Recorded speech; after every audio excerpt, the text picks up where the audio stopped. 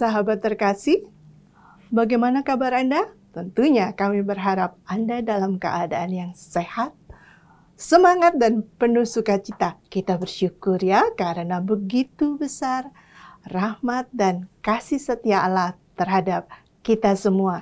Kita jumpa di acara kesayangan kita, Oase Rohani Katolik, edisi hari ini, hari Rabu, 15 November 2023.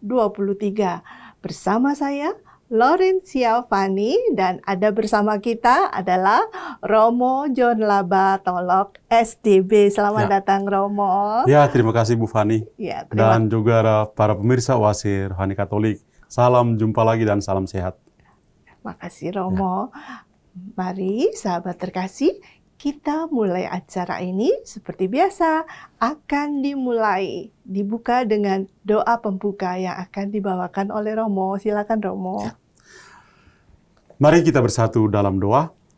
Dalam nama Bapa dan Putra dan Roh Kudus. Amin. Allah Bapa, sumber kebijaksanaan.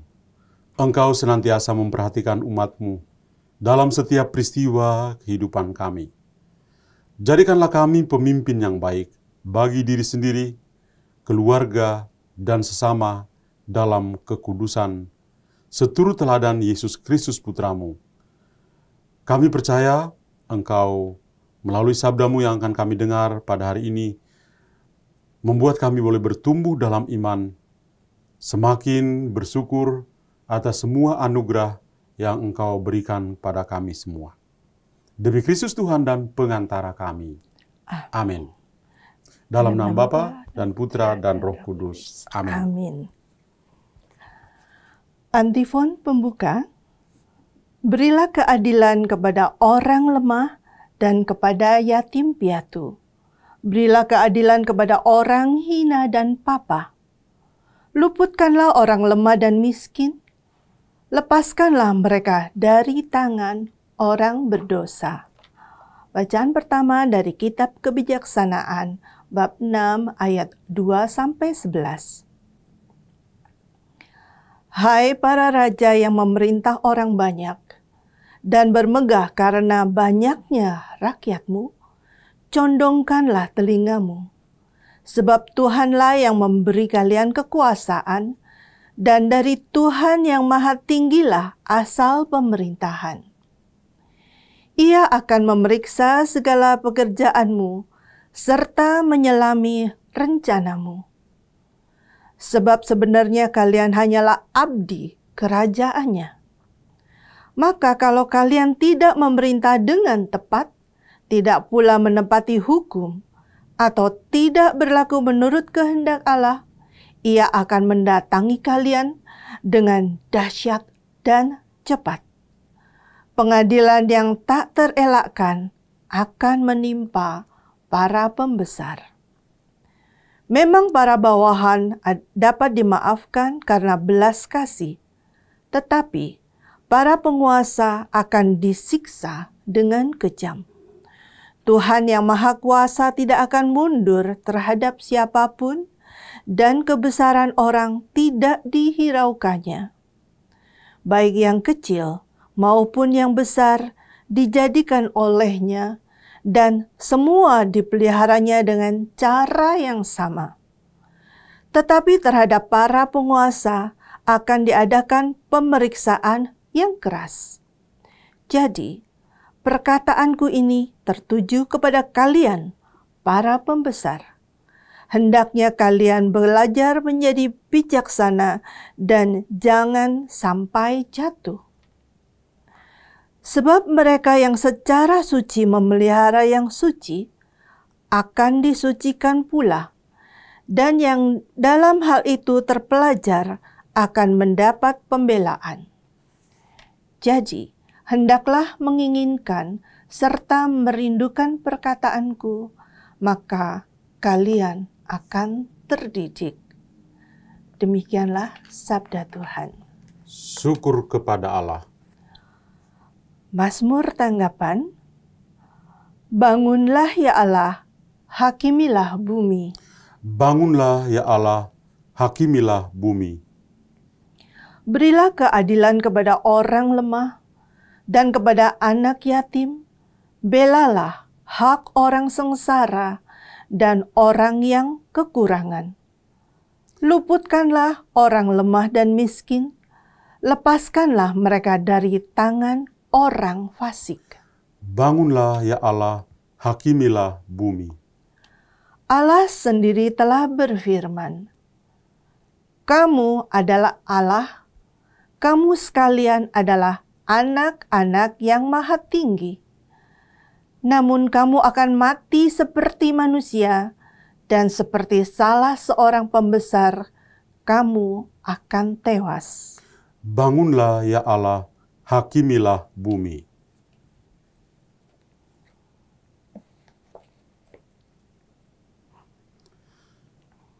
Haleluya, haleluya, haleluya. Haleluya, haleluya, haleluya. Hendaklah kalian mengucap syukur dalam segala hal, sebab itulah yang dikehendaki Allah bagi kalian di dalam Kristus Yesus. Haleluya, haleluya, haleluya. Tuhan bersamamu Dan bersama rohmu. Inilah Injil suci menurut Lukas. Dimuliakanlah Tuhan. Dalam perjalanannya ke Yerusalem, Yesus menyusur perkotaan Samaria dan Galilea. Ketika ia memasuki suatu desa, datanglah 10 orang kusta menemui dia. Mereka tinggal berdiri agak jauh dan berteriak, "Yesus, Guru, kasihanilah kami." Yesus lalu memandang mereka dan berkata, "Pergilah, perlihatkanlah dirimu kepada imam."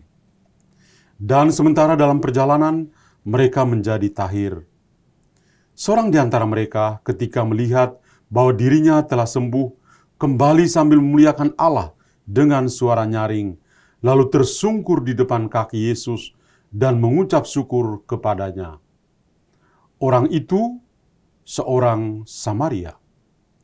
Lalu Yesus berkata, "Bukankah ke-10 orang tadi semuanya telah menjadi tahir? Di manakah yang 9 orang tadi? Tidak adakah di antara mereka yang kembali untuk memuliakan Allah selain orang asing ini?" Lalu ia berkata kepada orang itu, "Berdirilah dan pergilah, imanmu telah menyelamatkan dikau." Demikianlah sabda Tuhan. Terpujilah Kristus. Sahabat Oase Rohani Katolik yang dikasihi Tuhan, telah kita simak bersama firman Tuhan. Sekarang mari kita mendengarkan permenungan yang akan dibawakan oleh Romo John untuk mendapatkan inspirasi yang kita butuhkan dalam kehidupan kita. Begitu ya Romo ya? Ya. Tapi Romo ya, Ya. sebelum kita mulai dengan bacaan, hari ini adalah peringatan Santo Albertus ya Romo ya? Iya, hari ini kita mengenang Santo Albertus Agung atau Santo Albertus dari Koln. Jerman. Orang kudus ini memang unik. Ya, dia adalah seorang pujangga gereja, artinya dia orang pintar. Yeah. Dan dia punya seorang guru yang juga hebat, Santo Thomas Aquinas. Menyebut nama Santo Thomas, menyebut nama Santo Albertus Agung, pikiran kita tertuju pada Ordo Dominikan. Ya, karena mereka dua ini adalah anggota dari Ordo Santo Dominikus ini. Dan Santo Albertus Agung itu terkenal sebagai pujangga gereja karena dia menguasai begitu banyak disiplin ilmu. Bahkan dia diangkat oleh gereja. Di samping sebagai pujangga gereja, dia juga menjadi pelindung untuk para ilmuwan dan juga para filsuf. Ya. Luar biasa. Dan saya punya 3 kutipan yang sangat bagus yang bagi saya ingin kutip untuk menginspirasi kita untuk memahami bacaan kitab suci pada hari ini. Ya. Yang pertama Albertus itu sebagai seorang ilmuwan, ya, dia pernah berkata begini, "Aku tidak akan menyembunyikan ilmu yang telah dinyatakan kepadaku oleh kasih karunia Allah. Aku tidak akan menyimpannya untuk diriku sendiri, karena aku takut menarik kutukannya. Apa gunanya ilmu yang tersembunyi? Apa gunanya harta karun yang tersembunyi? Ilmu yang telah kupelajari tanpa fiksi akan kusampaikan tanpa penyesalan."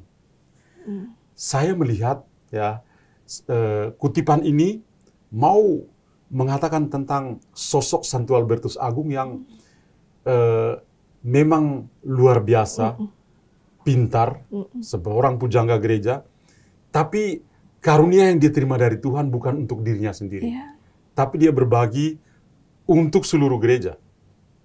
Semua disiplin ilmu yang dia pelajari, dia bagikan. Ya. Dan itu sampai saat ini menyebut nama Albertus Agung, pasti semua orang ingat sebagai orang pintar. Ya. Kutipan yang kedua, saling melihat dia sebagai seorang teolog. Ya. Dia katakan begini, "Siapapun yang menerima sakramen Ekaristi dengan pengabdian iman yang tulus, tidak akan merasakan kematian." Ekaristi itu punya daya memberi hidup, ya, paling kurang hidup baru kepada setiap orang yang berekaristi dan tentu mendengarkan sabda dan menerima Yesus dalam sakramen Maha Kudus, ya. Dan kutipan yang terakhir adalah menyangkut kekudusan.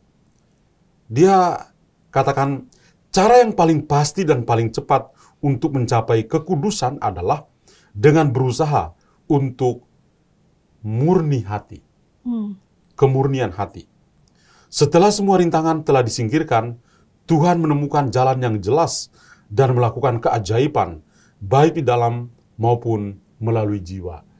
Bicara tentang kemurnian hati, ya, selalu coba untuk melihat bahwa Santo Albertus Agung kiranya mau mengatakan kita tentang satu sabda bahagia, ya.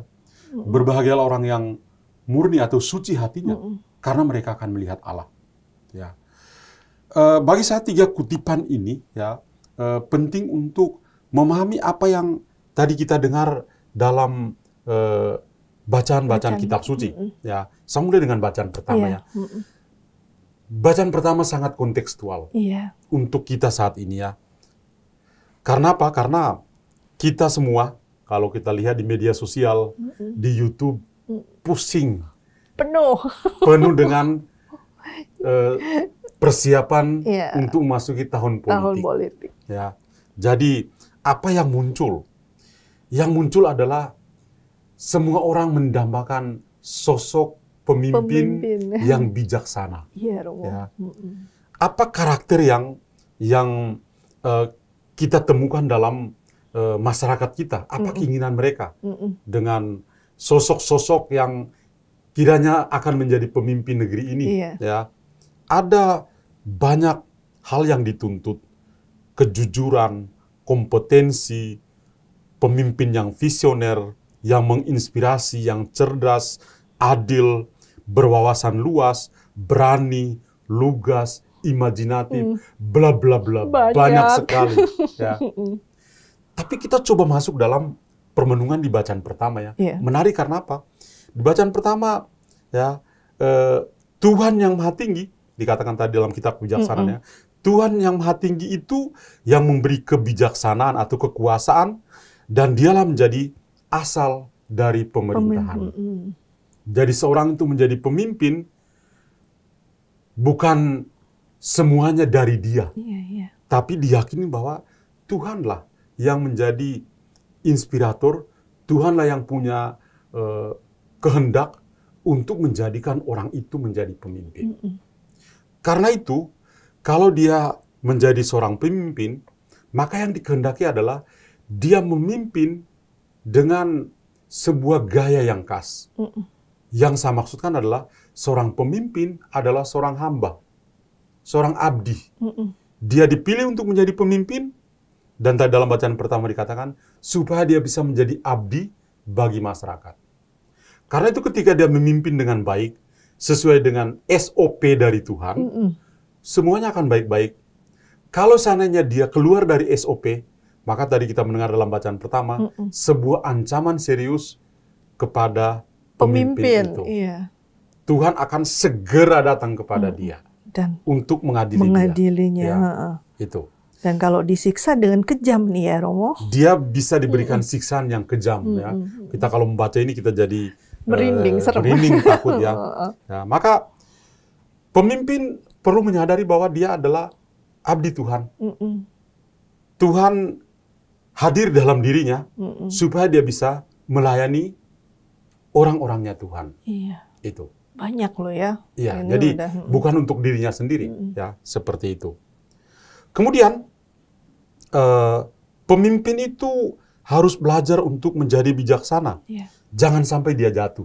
Ya, tadi kita dengar dalam macam dia harus belajar untuk selalu bijaksana. Sekali dia tidak belajar untuk jadi bijaksana, dia bisa jatuh. Dan kalau dia jatuh, wah, misalnya Romo, nama baiknya akan hilang. Orang akan cepat melupakan dia. Ya. Dan itu rasa-rasanya itu yang bisa sedang terjadi dalam masyarakat kita ya. Ya.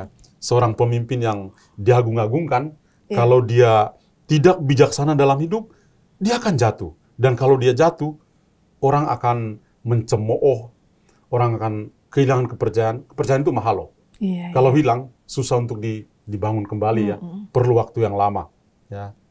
Dan satu hal lagi adalah pemimpin tidak hanya sekedar menjadi abdi dan bekerja atau melayani sesuai dengan kehendak Tuhan, tapi dia juga menjadikan kepemimpinan itu sebagai jalan untuk menjadi kudus, ya, untuk menjadi sempurna. Ya. Pemimpin menguduskan dirinya dengan pengabdiannya. Ya. Jadi lihatlah bahwa dalam bacaan pertama, sosok seorang leader, seorang pemimpin, dia kekuasaannya itu dari Tuhan, maka dia harus memberikannya kepada orang-orangnya Tuhan. Dan kalau dia melakukan itu dengan baik, dengan pengabdiannya, dia bisa menjadi kudus. Itu dari bacaan pertama.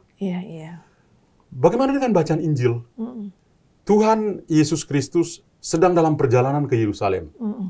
Kalau kita membaca Injil Lukas dari bab 9, ayat 51, Yesus itu di Galilea dia sudah lihat ke arah Yerusalem, dan dari situ dia tinggalkan Galilea, dan dia tidak kembali ke Galilea. Sampai dia bangkit, baru dia menampakkan diri di Danau Galilea. Lalu dia tinggalkan Galilea, itu sebagai masa lalunya. Pergi ke Yerusalem, dan dalam perjalanan, ya, dia bertemu dengan 10 orang kusta. Dari 10 itu, ada 9 orang kusta adalah orang-orang Yahudi. Dan ada 1 adalah orang Samaria. Orang-orang kusta sejak saat itu punya kekhasan tersendiri, Bu Fani. Mereka kalau merasa diri ada kelainan kulit, mereka itu harus diasingkan, tinggal sendirian di kebun. Dan kalau dia mau pergi ke tempat yang ramai, dia harus berpakaian compang-camping, rambutnya tidak terurus, dan ketika jalan, dia harus berteriak, "Saya orang kusta, saya orang kusta." Agar? Karena itu najis, dan orang-orang yang bukan orang kusta yang normal harus segera menghindar dari itu. Takut mereka itu bukan hanya ketularan, tapi juga bisa ikut najis. Yesus ternyata beda. Ketika 10 orang itu melihat Yesus, mereka berdiri jauh-jauh. Dan mereka percaya bahwa Yesus pasti bisa membuat sesuatu. Maka mereka menyapa Yesus dengan sangat manusiawi, sangat familiar. Yesus, Guru, kasihanilah kami. Ya, mereka tidak menyapa Yesus sebagai Tuhan, tapi Yesus namanya, dia profesinya apa sebagai Guru, dalam minta belas kasih. Dan Yesus juga tidak mengatakan, "Oke deh, kamu sembuh," tidak. Yesus mengatakan, "Silakan pergi dan tunjukkan dirimu kepada imam." Kenapa imam? Imam itu adalah seorang pemimpin. Untuk bisa beribadat bersama di sinagoga atau di rumah Tuhan, semua harus sehat. Karena itu orang kusta itu sudah lama tidak bergabung karena kenajisannya itu. Maka kalau dia sudah sembuh, dia harus tunjukkan dirinya kepada imam, dan imam memperbolehkan dia untuk bisa ikut dalam peribadatan. Yang menerbitkan izin gitu ya. Betul. Ya. Dalam perjalanan apa yang terjadi? Dalam perjalanan ternyata dari 10 itu hanya ada Satu orang Samaria yang kembali dan bersyukur. Dan cara bersyukurnya luar biasa. Berteriak kegirangan, rasa syukurnya kepada Tuhan, tersungkur di kaki Yesus, dan Yesus mengatakan, mana yang 9 yang lain? 9 yang lain merasa bahwa, ya udahlah, sudah sembuh, ngapain pulang lagi untuk bersyukur? Hanya orang asing itu yang datang dan bersyukur. Dan Yesus mengatakan, imannya itu menyembuhkannya. Dua bacaan, baik bacaan pertama dan bacaan Injil, dan juga kisah orang kudus ini, punya satu benang merah. Kita menemukan di dalam bacaan Injil, sosok dua pemimpin yang hebat. Yesus sebagai seorang pemimpin, dan imam sebagai pemimpin. Sama-sama menjadi abdi. Yesus datang untuk melayani, bukan untuk dilayani. Dia juga mengabdi dengan menyembuhkan. Imam juga mengabdi dengan melihat kira-kira orang ini sehat atau tidak untuk bisa beribadah secara fisik. Ya. Dan kita lihat bahwa baik Yesus maupun sosok imam tanpa nama, ya, dalam Injil tadi, mau menggambarkan sosok pemimpin yang memang menerima kepemimpinan itu dari Tuhan untuk bisa tetap mengabdi demi kebaikan orang. Itu kira-kira permenungan untuk kedua bacaan dan juga orang kudus ini. Iya, Romo. Nanti kita sambung lagi ya di sesi kedua ya, Romo. Oke, ya. baik. Ya. Sahabat terkasih, kita akhiri dulu sesi pertama ini. Kita akan jumpa lagi di sesi kedua. Tetap di tempat Anda, jangan kemana-mana.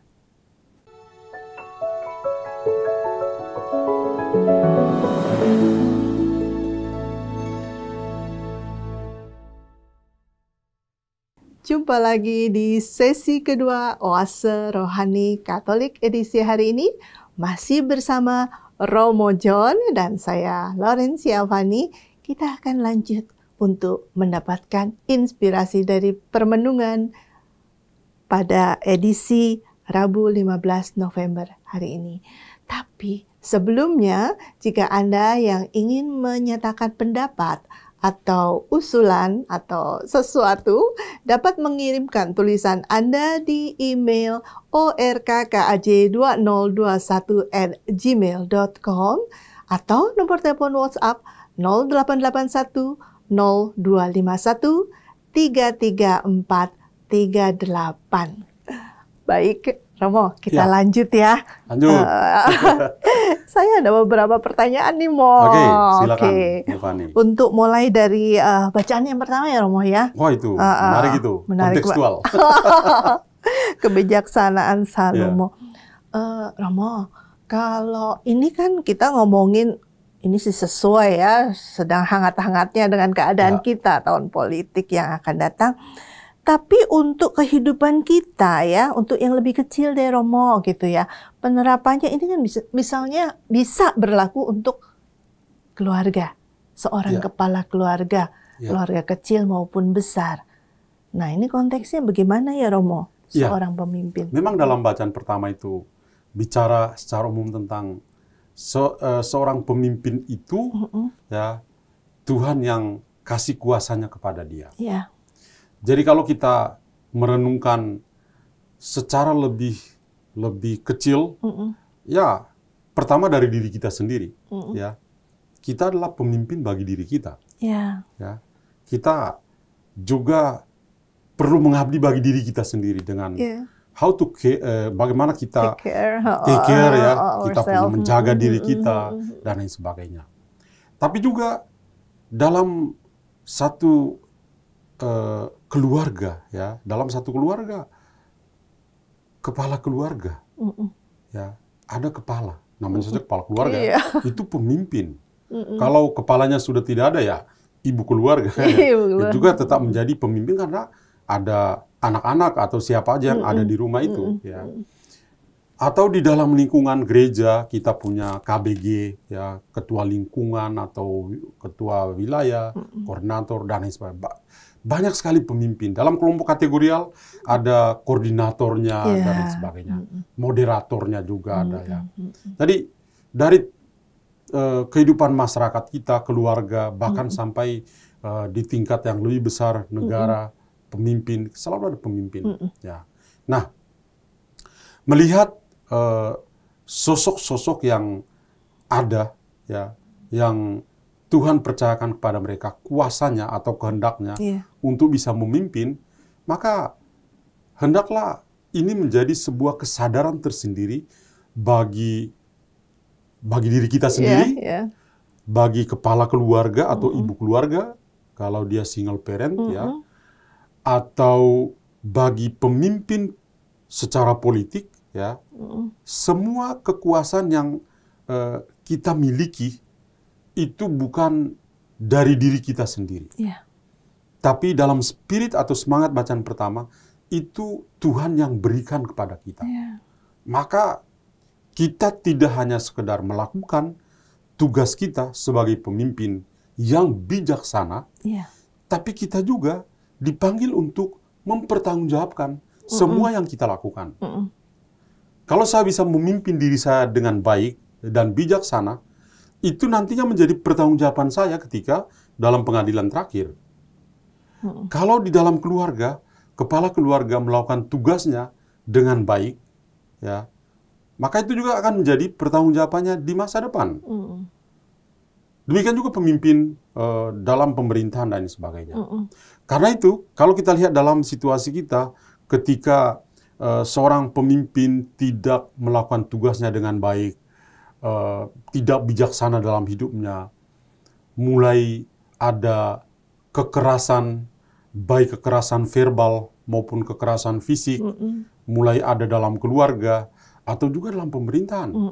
Betapa banyak pemimpin yang melakukan kekerasan verbal pada bawahannya, atau bahkan kekerasan fisik. Ya.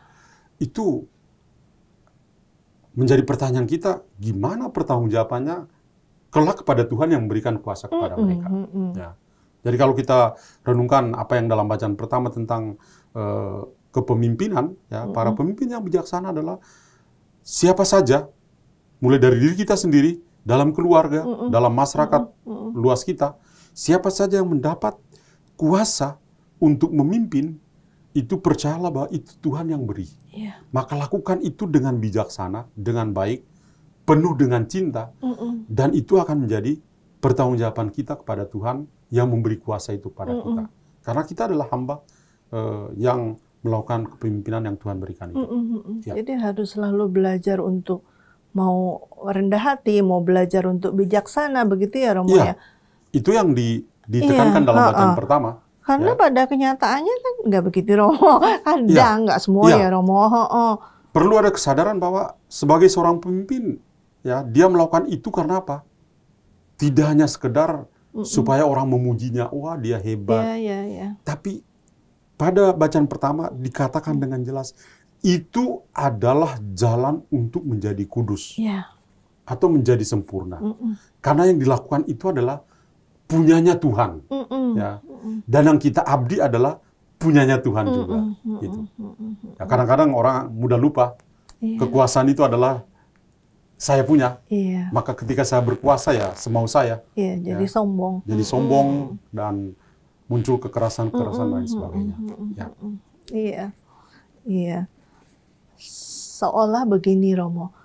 Oke, sebelum menikah, sebelum jadi pemimpin, dia fine gitu kan ya, baik semuanya. Tapi setelah jadi kepala rumah tangga, jadi kepala ini atau pemimpin apa gitu ya, mulai deh berubah, tidak sesuai dengan janji-janjinya ya Romo. Ya, tidak hanya dalam keluarga Bu Fani ya, tapi juga dalam masyarakat kita, para pemimpin kita itu kan sebelum memerintah, mereka itu ada janji, sumpah untuk memerintah ya, sumpah jabatan ya, zaman dulu, sumpah jabatan. Bahkan ada Alkitab, ada Romo yang pakai stola segala di samping, ujung-ujungnya juga korupsi, ya, gitu ya. Jadi ya itulah, karena apa? Karena mungkin orang itu tidak menyadari bahwa semua yang dia lakukan itu SOP-nya itu dari Tuhan. Gitu. Jadi, kalau dia melakukan itu dan baik, it's okay. Tapi kalau di luar dari SOP-nya Tuhan, ya tadi dalam bacaan pertama punya ancaman yang serius ya, Tuhan akan memberikan hukuman setimpal kepada orang itu. Iya Romo, ya makanya pengadilan dahsyat itu ya, Iya, makin pengadilan tinggi, dahsyat, ya. makin tinggi dia Dengan makin kata itu jadi dahsyat. seru juga itu. Jadi memang seorang pemimpin apapun itu dia harus punya integritas dan moral yang Ya, itu yang tadi memang saya diperbaiki katakan. terus-menerus ya Romo ya. Saya katakan tadi tentang ya seorang pemimpin yang punya visi yang Iya, jelas iya, dan lain sebagainya iya. ya. Ya. Nah, kita mau ngomongin soal Mazmur nih Romo, bagus Ya. banget ya. Bahwa sebenarnya kita ini harus lebih membela untuk orang yang tersingkir, Ya. Papa. Nah, itu bagaimana Romo? Ya, seorang pemimpin yang bijaksana akan membantu sesama yang lain untuk punya empati kepada orang-orang lain. Di Keuskupan Agung Jakarta, kita kenal kalau omong tentang orang-orang kecil. Ya, kalau zaman dulu ada pastoral gembala baik ya. Yeah. Ya. Sekarang ini kita sering mendengar orang-orang yang kecil, yang lemah, yang miskin, yang tersingkir, dan yang difabel. Ya. Ini kelompok orang yang ada dalam masyarakat kita. Dan tugas gereja adalah, itu adalah pilihan fundamental gereja untuk memperhatikan mereka. Bagaimana bisa sampai ke sana? Kita butuh leadership, butuh pemimpin yang memang akan mengarahkan kita untuk menaruh perhatian kita kepada orang-orang yang kecil, lemah, miskin, tersingkir, dan yang difabel ini. Gitu. Iya, benar-benar ya, ini Injil kita ini, kitab suci kita sangat relevan sampai saat ini, luar biasa. Sekarang kita menuju ke yang Lukas ya, Romo ya. Nah, Injil Lukas ini, saya malah menggarisbawahi, kenapa sih kok malah orang Samaria yang kembali begitu loh Romo? Kenapa orang yang lainnya itu kok tidak tahu bersyukur begitu ya? Iya, itu cara Yesus dalam perumpamaan ini, ya boleh katakan perumpamaan ini, mau mengajar kita tentang keunikan dalam kehidupan kita ya. Jadi dikatakan di situ ada 10 orang kusta tanpa ada nama. Dari 10 orang kusta itu awalnya tidak disebutkan bahwa oh ini ada satu Samaria, yang 9 dari orang Yahudi. Tapi baru saat mereka disembuhkan, yang kembali untuk bersyukur adalah orang Samaria cuma satu. Yang adalah musuh dari orang-orang Yahudi pada saat itu. Ya. Jadi Yesus mau mengatakan kepada kita begini. Kadang-kadang ketika 9 orang kusta itu sembuh, mereka tidak kembali kepada Yesus untuk bersyukur seperti si orang Samaria ini. Karena bagi mereka, ya itu biasa aja. Ya. Yesus orang Yahudi, ya biasa aja. Itu dia lakukan untuk kita saudaranya kok. Ya. Ngapain pulang dan bersyukur pada dia? Emang tanggung jawabmu kok gitu ya. Itu kerjaanmu kok ya. Nah, gitu. Kemudian orang yang dikatakan Samaria, entah apakah betul-betul orang Samaria atau tidak, dia kan orang lain di luar komunitas Yahudi. Karena itu dia berutang budi. Ini orang baik banget ya. Dia kembali dan bahkan bersyukur, Tuhan terima kasih. Kemudian dia malah tersungkur depan kaki Yesus dan menyatakan rasa terima kasihnya kepada Yesus karena sudah menyembuhkan. Ya. Jadi pesannya begini. Kadang-kadang ketika kita merasa bahwa kita ini sungguh-sungguh orang gereja, kita itu terlibat dalam pelayanan, kadang-kadang kita lupa untuk berdoa. Lupa untuk bersekutu dengan Yesus. Karena mungkin bagi kita berpikir bahwa, oh saya kan sudah melayani. Saya sudah melayani. Ya, sudah cukup bagi saya. No, belum. Anda boleh melayani, tapi apakah Anda merasa bersatu dengan Tuhan? Jangan sampai ada orang Samaria yang bagi kita adalah musuh, tapi dia lebih tulus kepada Tuhan dan bisa bersyukur. Itu. Kadang-kadang misalnya saya mengamati ya, di setiap paroki ada petugas tatib kalau Natal Paskah ya. Coba perhatikan. pada saat perayaan Ekaristi berlangsung, mereka ngobrol. Dari awal sampai akhir. Komuni, maju dan terima komuni. How come? Itu loh. You tidak ikut misa sebenarnya. Ngapain you terima komuni? Ya. Mungkin maka kita kan taatib, kita kan menjaga ketertiban. Ya. Orang harus ikut misa, baru terima komuni. Ya. Ngobrol dari awal sampai akhir, tiba-tiba berkomuni, maju dan terima tubuh Kristus. Amin. Padahal kalau taatib ya cuman saat-saat yang ada maju aja atau saat datang aja kan Romo ya harus ya. Jadi itu atau misalnya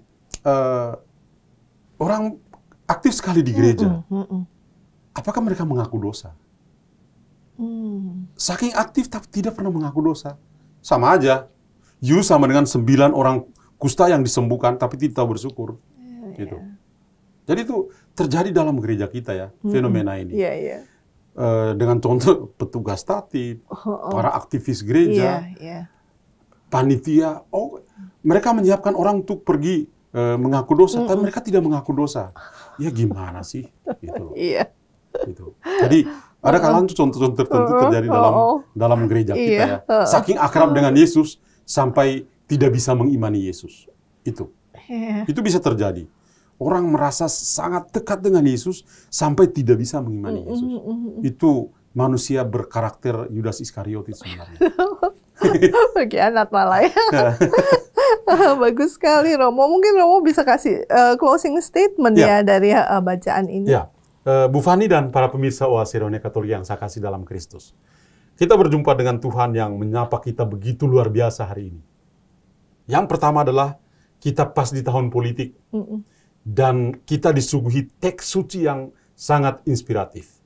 Seorang pemimpin itu mendapat kuasa bukan dari dirinya sendiri, tapi dari Tuhan.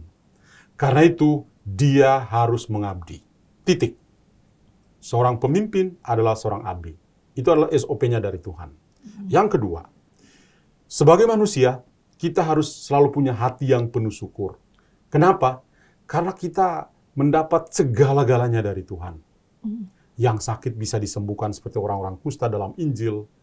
Dan segala sesuatu yang kita butuhkan, Tuhan cukupkan untuk kita. Karena itu, hal yang penting bagi kita adalah, apakah kita masih punya hati yang penuh syukur pada Tuhan? Dalam situasi apapun, kita bersyukur. Ya, kadang-kadang kita lupa bersyukur. Kita hanya bisa meminta, tapi sulit untuk bersyukur. Karena itu pesan Tuhan hari ini, sama seperti yang dikatakan dalam Injil, ya, semoga kita selalu punya hati yang penuh syukur dalam situasi apa saja. Dan satu hal lagi yang terakhir adalah iman itu adalah anugerah cuma-cuma dari Tuhan. Tuhan kasih gratis. Bahkan sudah dikasih gratis, kita masih minta seperti para rasul. Tuhan tambahkanlah iman kami. Iman itu menyelamatkan kita. Karena itu semoga kita semakin bertumbuh dalam iman. Jangan sampai usia kita bertambah, tapi iman kita tidak bertumbuh menjadi dewasa. Malah berkurang. Itu kiranya beberapa pesan yang bisa serangkum dari bacaan pertama dan bacaan Injil, termasuk juga 3 kutipan bagus dari Santo Albertus Agung yang hari ini kita rayakan pestanya. Yaitu terutama kita semua dipanggil untuk menjadi kudus. Iya, amin. Ya. Makasih Romo, bagus banget. Ya. Iya. Sahabat terkasih, kita akhiri pertemuan kita hari ini dengan doa penutup dan mohon berkat melalui Romo John. Silakan Romo. Mari kita bersatu dalam doa. Dalam nama Bapa dan Putra dan Roh Kudus. Amin. Amin. Tuhan Bapa dalam surga, Engkau menyapa kami dengan sabdamu yang begitu luar biasa. Engkau memberikan pada kami pemimpin-pemimpin yang berlaku sebagai gembala bagi kami umat-Mu. Berikanlah kepada para pemimpin kami anugerah kebijaksanaan untuk memerintah dengan bijaksana, mengabdi sebagaimana Engkau sendiri Allah yang mengabdi kepada kemanusiaan. Berkatilah kami semua, semoga Engkau juga menyembuhkan sakit penyakit kami. Tidak hanya kusta yang diceritakan dalam Injil, tapi banyak di antara kami, para pemirsa yang mendengar Oasis Rohani Katolik, mungkin mereka sedang sakit, Ulurkan tangan-Mu yang kudus Tuhan, jamalah, sembuhkanlah mereka. Dan kiranya Engkau juga memberi kepada kami hati yang selalu bersyukur. Apa saja yang kami alami dalam suasana bahagia atau tidak bahagia, waktu sehat atau waktu sakit, berikanlah kepada kami hati yang selalu bersyukur. Karena kami percaya Engkau selalu hadir dan mau menyelamatkan kami. Terima kasih juga atas iman yang Engkau berikan kepada kami. Semoga kami semakin mengimani Engkau, semakin bertumbuh dan menjadi kudus sesuai dengan kehendak-Mu. Terima kasih Tuhan, nama-Mu kami puji kini dan sepanjang masa. Amin. Tuhan bersamamu. Dan bersama roh-Mu. Semoga Allah yang Maha Kuasa memberkati saudara sekalian, Bapa dan Putra dan Roh Kudus. Amin. Amin. Terima kasih Romo. Sama-sama Bu Fani. Sahabat Oase Rohani Katolik yang terkasih, sampai di sini perjumpaan kita. Romo John Labatolog dan saya Laurencia Fani pamit undur diri. Sampai jumpa di Oase Rohani Katolik berikutnya. Salam damai.